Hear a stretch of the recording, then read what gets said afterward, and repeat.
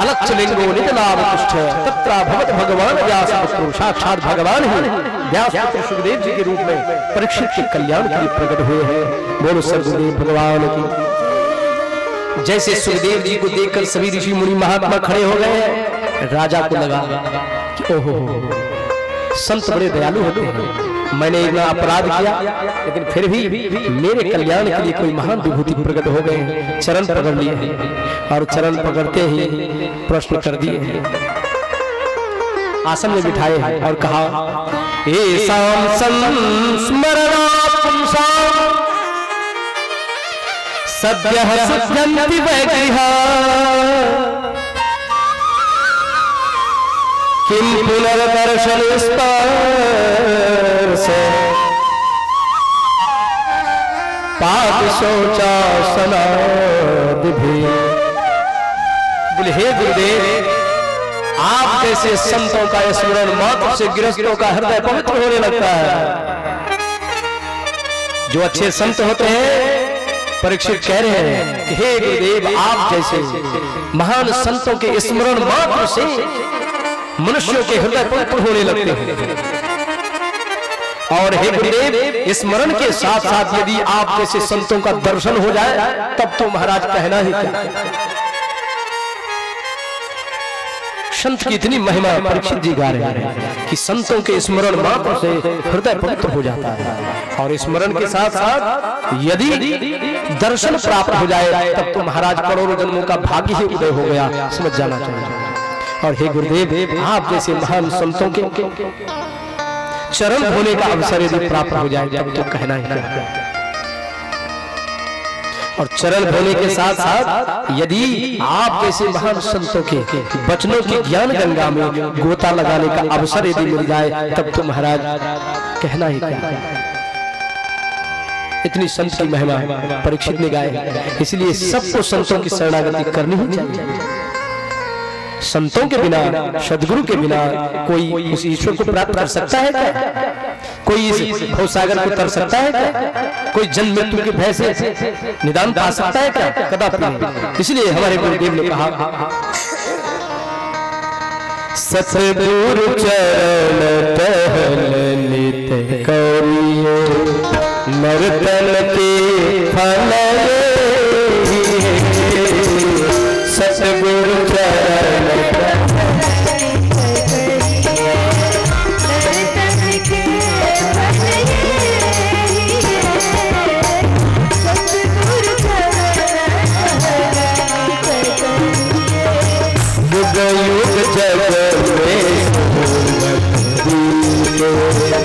युग युग जग में सतगुरु की है जबाई है, सतगुरु चरण पहले करिए। दोनों हाथों से तालियों की सेवा करें ताकि आपको भी सतगुरु भगवान की कृपा प्राप्त हो। बोले सतगुरु भगवान की जय।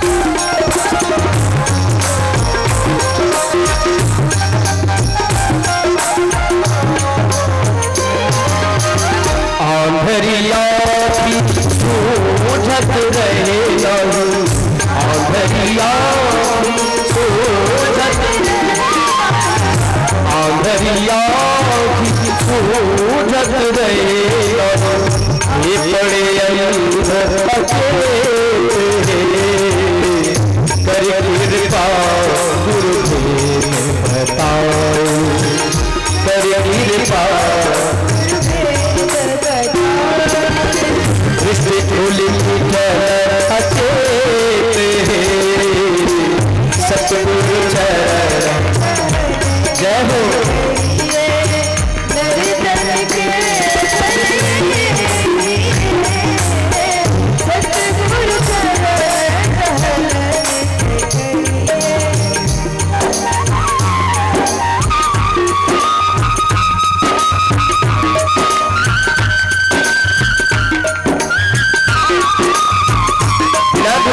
कृपा से ये अंधकार अज्ञान नहीं मिलते। ये गुरु साक्षात ब्रह्म, गुरु तो साक्षात परमात्मा ही होते। गुरु सदगुरुदेव आगे कहते हैं यदि गुरु की कृपा हो जाए भापर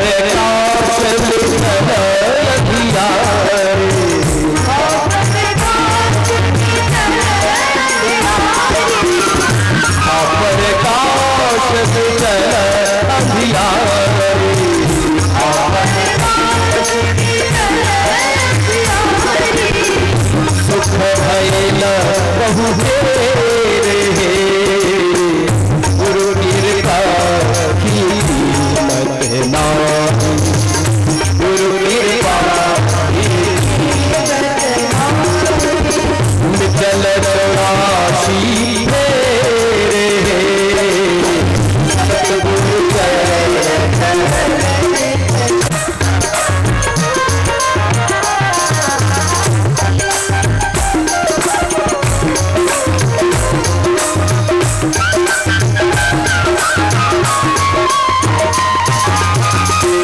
धन धन बाबा के विशाल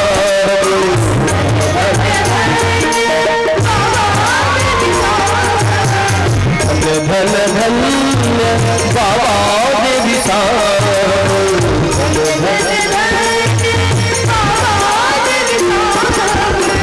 सतगुरु बंदी छोड़े तुम समझे तुम समझे मेरी कहत कर जोड़े सतगुरु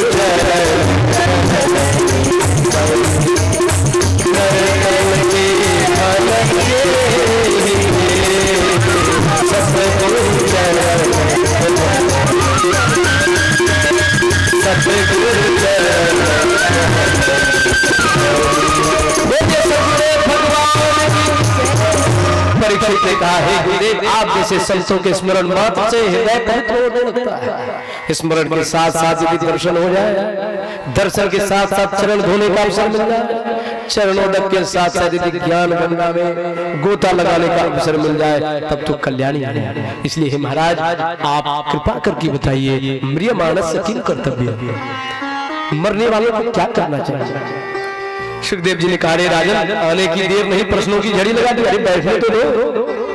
कहा हे गुरुदेव हम जानते हैं कि आप गोदोहन काल से अधिक कहीं नहीं बैठते हो, इसलिए हम प्रश्न कर देंगे, जब तक उत्तर नहीं दोगे तब तक आप जाओगे नहीं, क्योंकि मेरे पास समय नहीं है। इसलिए बता दो कि मुझ जैसे मरण धर्मा को क्या करना चाहिए, क्योंकि गए गुरुदेव आज के 7वें दिन मुझे तो मरना ही, तक्षक नाग आएगा मुझे डस लेगा, मैं मर जाऊंगा।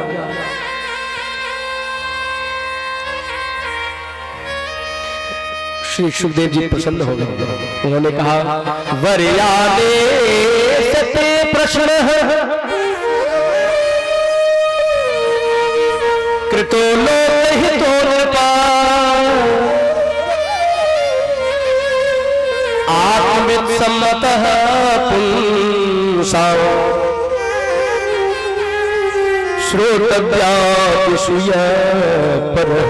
बोले हे राजा तुम धन्य हो, मुझे बड़ी प्रसन्नता हुई यह प्रश्न सुनकर, क्योंकि लोगों को फुर्सत कहाँ है इस प्रश्न को करने के लिए। लोगों की चिंता धन के हाय हाय रात्रि सोने में चली जाती है, उनको कहाँ फुर्सत है कि आपके कल्याण के लिए भी उपाय करें। लेकिन यह प्रश्न केवल तेरे लिए नहीं है, ये तो सार्वभौम प्रश्न है, सभी के लिए है, क्योंकि सभी मरने वाले हैं। परीक्षित ने पूछा कि मरने वालों को क्या करना चाहिए, तो क्या केवल परीक्षित मरने वाले हैं?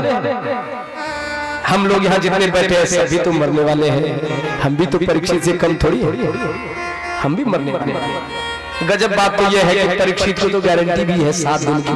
कितने दिन की?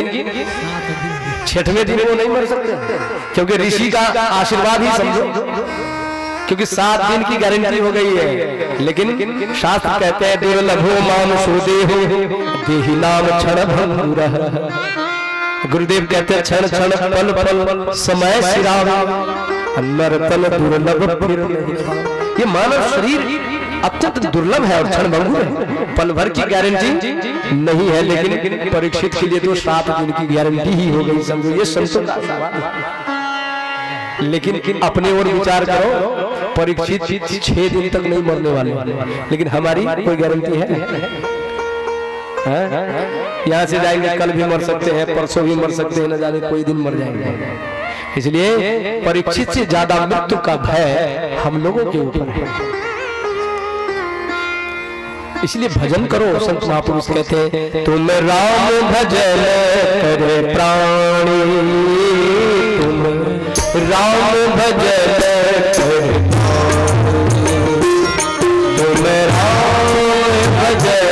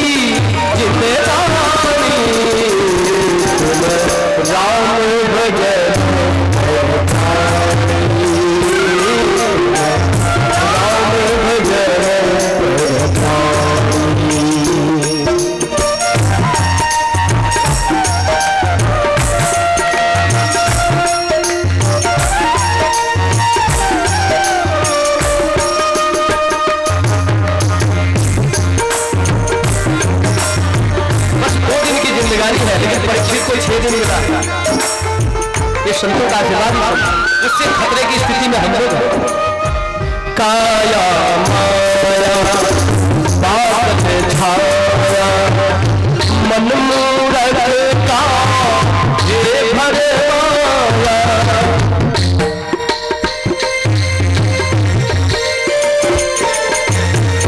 काया माया बात छाया मन मूरत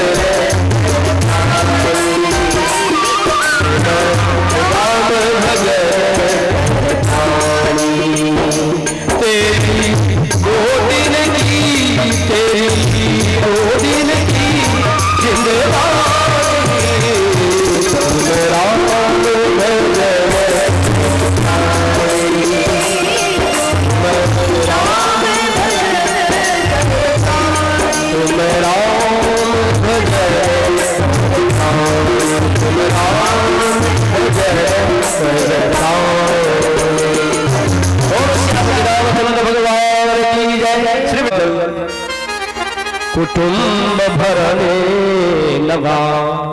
बोले लोगों का दिल धन के हाय हाय में चला जाता है। रात्रि में जब थक करके आता है, भोजन करता है, रात्रि में सो जाता है, या तो विषय भोग में रात्रि कट जाती है, या तो खर्राटे मार के सोने में रात्रि चली जाती है। सुबह हुआ तब फिर वही हंसिया खुरपी दफ्तर ऑफिस, रात्रि हुई फिर खाना पीना सो जाना, फिर सुबह हुआ वही काम। सर्वसाधारण लोग यही करते हैं। लेकिन राजन तुम धन्य हो कि ऐसे मरते अवस्था में भी तुमने आत्म कल्याण की बात कही है। इस प्रसंग को सुनकर बहुत का कल्याण होगा। जो श्रद्धा मन से इस विषय को सुनेगा अवश्य ही उनका भी आपका कल्याण होगा।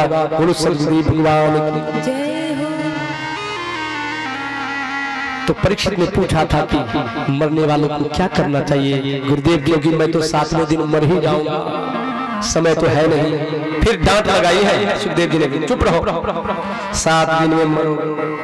तुम जानते हो, अरे 2 घड़ी में भी मुक्ति हो सकती है, तेरे पास तो 7 दिन है। खटवाले से राजा को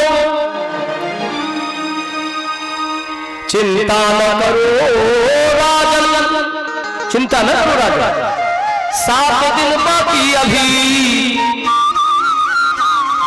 घड़ी भर में ही परलोक प्राप्त होता है। बोले घड़ी भर में परलोक प्राप्त हो सकता है। तुम 7 दिन है तेरे पास, चिंता क्यों करते हो? बोले महाराज कोई उदाहरण है? बोले हाँ, खटवाल ऐसे राजा को मोक्ष तो घड़ी में हुआ, तेरा तो शरीर अभी 7 दिन तक रहना है। मेरा यह कथन है,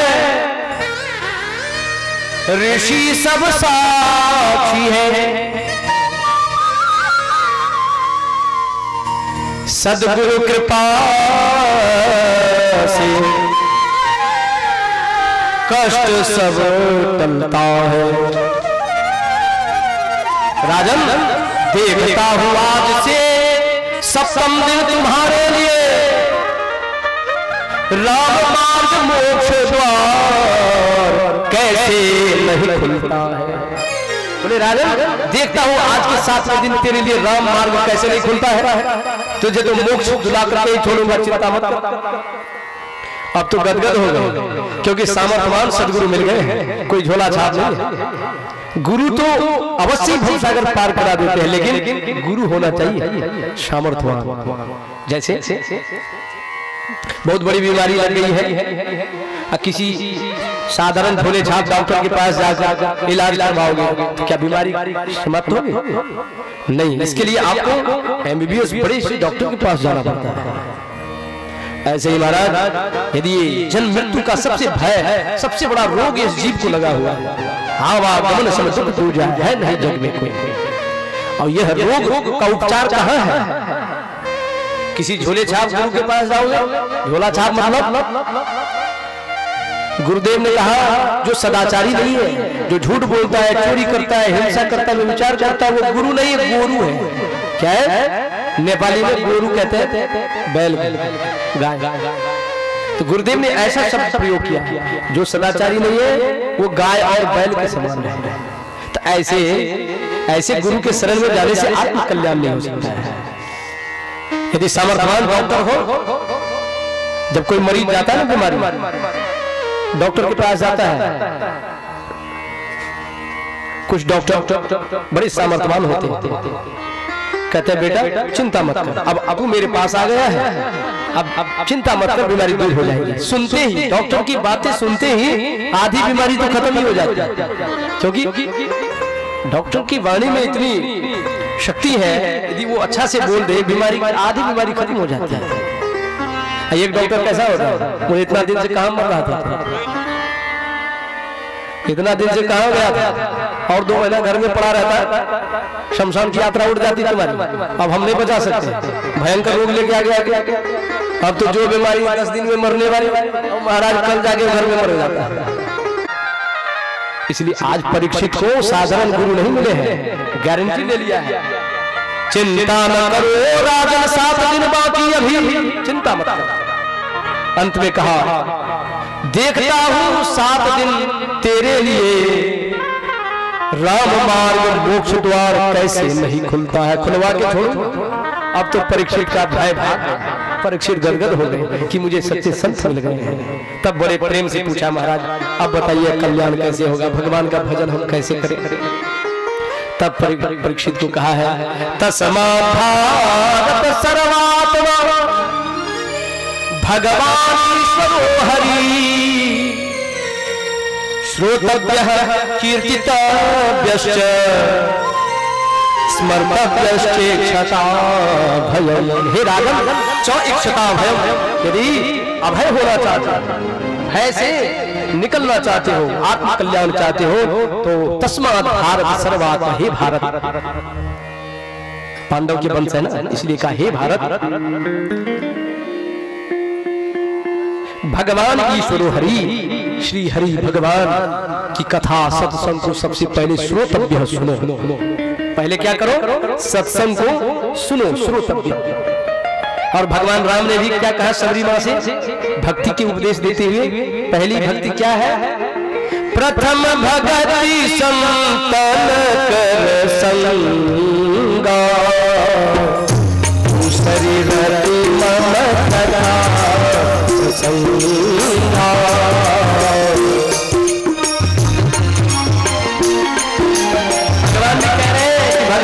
मेरी भक्ति पहली भक्ति है सत्संग,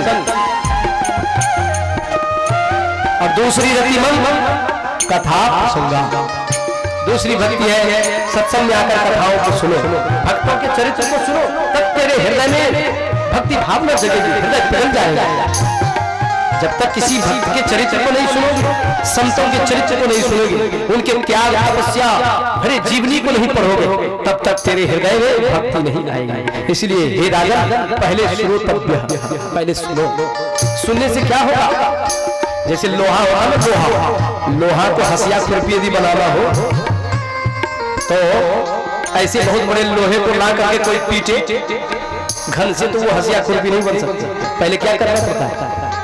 पहले भट्टी में उसको तपाना पड़ता है। जब लोहा खूब लाल हो जाए तब जल्दी से चिलवा हसिया खुरपी का आकार बनाता है, फटाफट हसिया बन गए, खुरपी बन गए, सब तैयार। ऐसे ही महाराज जब यह मानव सत्संग में आता है, भगवान के चरित्रों को, भगवान की कथाओं को, भक्तों के चरित्रों को जब सुनता है तो सुनते सुनते हृदय में प्रेम बढ़ने लगता है, आंखों में अश्रुपात होने लगते हैं, तब मन वो पिघलने लगता है, उनके सारे कलमश दूर होने लगते हैं, सारे विकार दूर होने लगते हैं, और वो निर्मल शुद्ध हो जाता है, लाल हो जाता है। जैसे लोहा जब लाल हो गया तब उस पर पिटाई दी तो हसिया खुरपी बन के तैयार। ऐसे ही ये मानव सत्संग सुनते सुनते जब पिघल जाता है, हृदय पवित्र हो जाता है, तब गुरु के वचन इसके जब हृदय में पड़ता है तो जीवन परिवर्तन हो जाता है। बोलो सद्गुरुदेव भगवान की।